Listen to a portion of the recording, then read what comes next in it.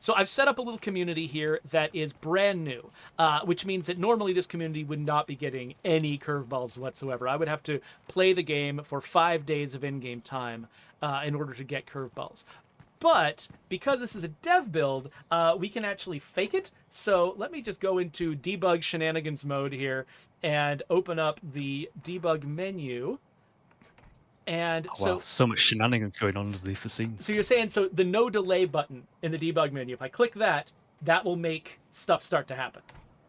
That's it. Okay, so I just hit no delay, and I'm going to close the debug menu and get back to regular gameplay. Okay, so it looks like I can open the curveballs menu like this, and oh, okay, so we've got a new menu here that shows an upcoming curveball. Explosive gunk zombies. These purple-eyed zombies have acquired an unusual explosive trait, either from a mutation or a built-up in decomposing gases. So basically, a certain percentage of all of the zombies are effectively bloaters, sort of. Not really bloaters. It's not like they're leaving gas clouds, right? But, yeah, sort of. Yeah. So it's just basically, this is the ultimate. This is basically the American population, where just more and more of us are getting bloated. So I see the social commentary you Liverpudlians are making here. No, it's not. We're not trying to make that point. I mean, you said that, not us, Jeff. Okay, just saying. Just kidding.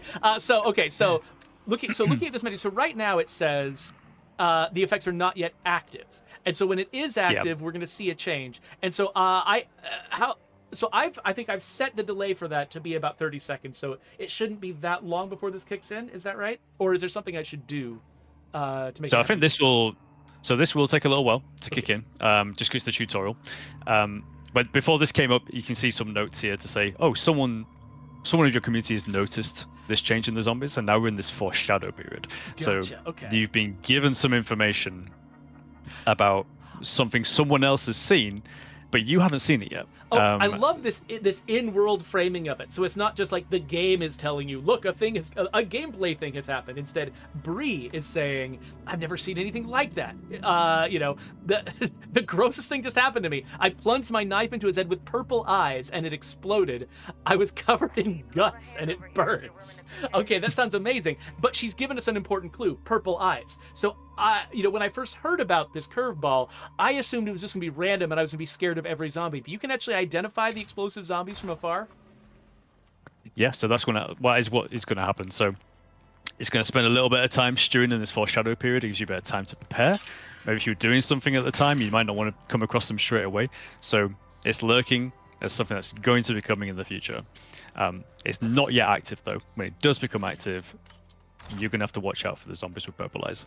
So, okay, so what should we... maybe we should take a couple of questions in the meantime while we're waiting for this thing to become active. And I will kill that bloater real quick. Oh, there you go. So it's right here. Oh, it's just kicked in? Oh, great. Oh, that didn't take long at all. Awesome. Okay. Well, I know I've got some piles of zombies out that direction. So let me go and I'll hop in my car and go and see what this looks like. So the explosive gunk, I assume it affects my character, but does it also affect other zombies? Like, could I use this to my advantage to destroy zombies en masse? There might be buffs that do things like that, but not with this one. Not this. Okay, so this one makes the zombies a danger to me, but not to each other. Yeah. Also, sorry, I keep referring to them as buffs because that's like an internal term for Curveball. Yes. So. Oh, that's yeah. If anyone's confused, the audience is very used to us using internal names for things. The number of level designers who referred to the maps by their internal names on the stream, and we had to be like, no, it's called Cascade Hills, not Amethyst. Yeah. So folks are used to that. And actually, so originally, you actually, and I think some people who were plowing through our data might have actually discovered this. You actually, originally this feature was called Boons and Banes. And a couple folks who sort of unlocked the debug menu might have seen that name before. But when they saw that was referring to the Curveball feature. That's exactly right. Also, that zombie right there has purple eyes. Yes, I see. So, I'm trying to kill everyone but him first because he's terrifying. Because he's an armored zombie. Feral incoming. What? Feral? Where? Oh, Where? no. Ah! Can't see him. Okay, so that guy crap! Ah, no! Okay. Yeah, so...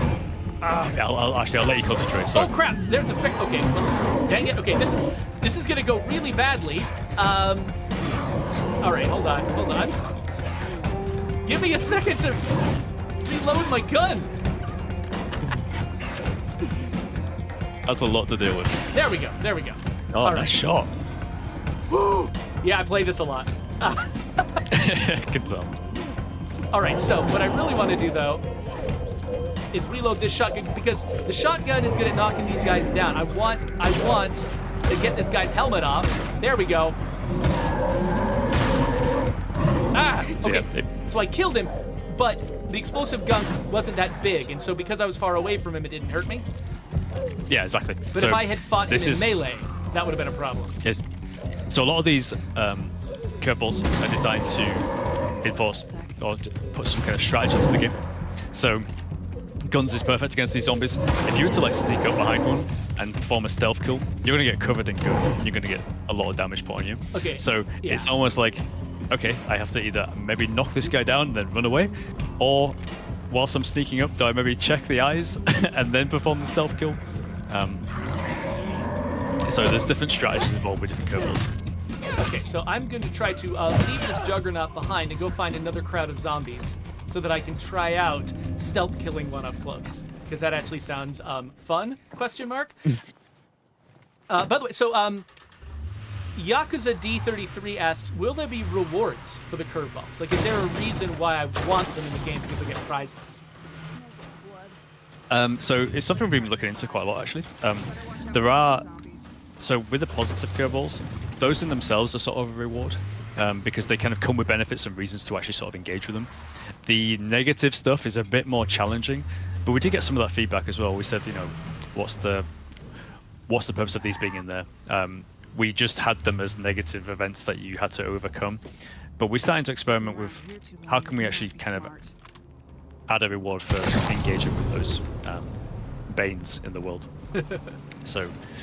Yeah, so internally, the negative curveballs are called banes, and the positive ones were called boons, though one of the reasons we renamed it was because, of course, we already have something in the game called boons. Yeah. That would have been confusing. It's still a bad habit. I keep referring to them as banes and boons, I'm sorry. No, that's totally... I mean, yeah, you work on something for a year, and you use the same name for everything for a year. Oh, yeah. Okay, purple guy. Let's kill everyone else first. Or maybe not. I don't know. Maybe I should just whack this guy in the face. Okay. There we go. Okay, let's... Here, this guy... Oh, no! Get away from me. Let's... Oh, no. Okay, that guy's down. Let's... Okay, sorry. I forgot. I don't have any... There we go. Try to stealth kill this guy, and... Oh, purple crap all over me. It's damage over time on my health. Yeah, there's a bit of DOT. Okay, but it's not that bad. Okay, I was wondering whether or not like it was going to take off my entire health bar, but it wasn't. Do you apply damage modifiers to that based on difficulty level? It should be balanced to the difficulty level based on the amount of damage that it does for that difficulty level. So right, because we do have like zombie damage like multipliers at the higher difficulty levels. So that multiplier gets applied to that damage. Should do. That's a good question.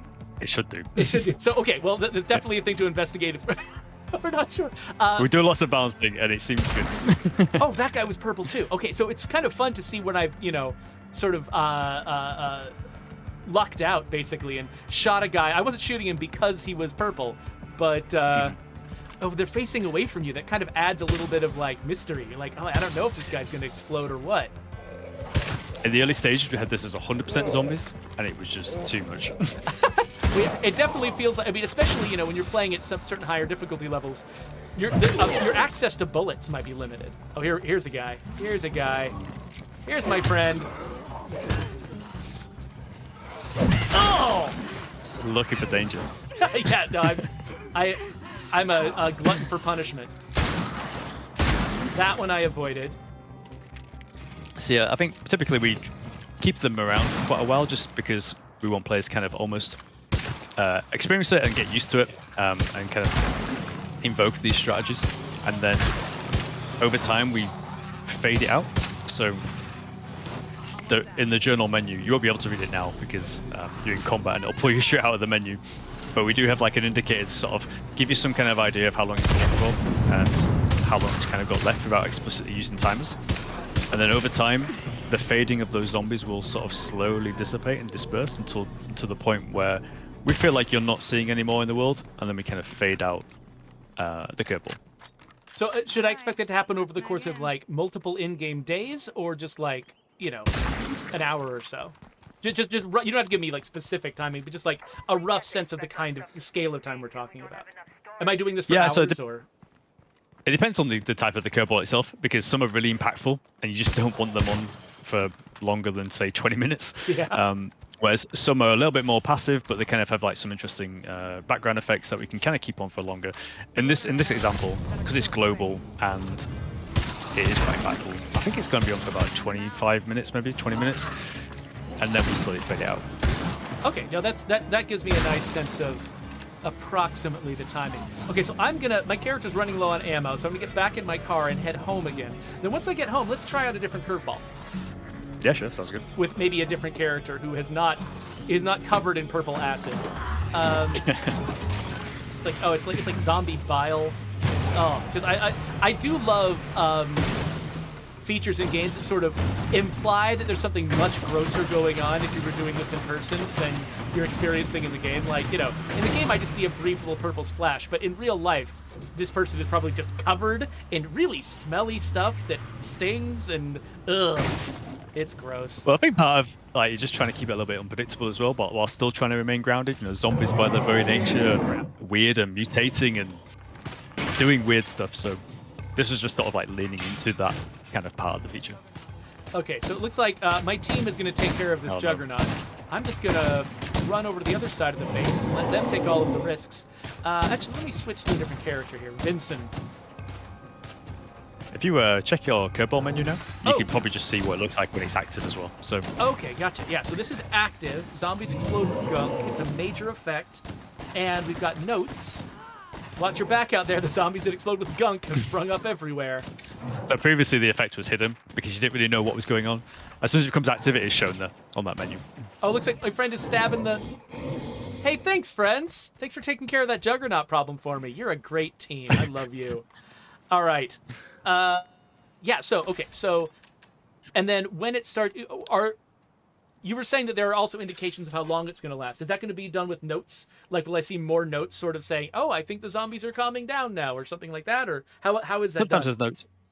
Yeah, we didn't want to explicitly use timers just because it felt a little bit... It felt too specific to figure out, we've got exactly 2 minutes left. So in this example, we have, I think on the left-hand side, in the entry panel, it'll say it's just started or it's active, and then I think it says ending soon, and we also have a little timer icon at the top of the page just to say this is a timed event. So I think we're quite like keeping it a bit of a mystery that we don't know how long this thing is going to be around for, and then it slowly fades away. So I've noticed that Bree has got the gas inhalation injury. Is that from having been hit by the purple stuff? Because I don't remember hitting a bloater with her. Like, I shot a couple of bloaters, and I could have gotten within the gas range of a bloater, but I don't remember doing that. So I'm curious, like, are there injuries associated with the purple stuff? I believe that could have been. Yeah, we use similar systems to the bloater. We want to also like kind of invoke these injuries and health issues, so to make it feel like a bit more grounded to the traumas that survivors get for being that close to purple gunk. Okay, cool. Yeah, so that's the answer to your question, Fall Down Go Boom. By the way, I have been using Fall Down Go Boom's shotgun throughout this, the one that we named after him, so that was fun. Oh, by the way, Noanmai is pointing out that because I've got you two's faces on the screen, there are parts of the Curveball menu that people can't see. So I'm really quickly going to remove you two and then go back to the Curveball menu just so people can see what it looks like. So there you go. So basically you've got a list of active or upcoming curveballs on the left-hand side, and you can page through those to sort of to put stuff on the main body of the screen here.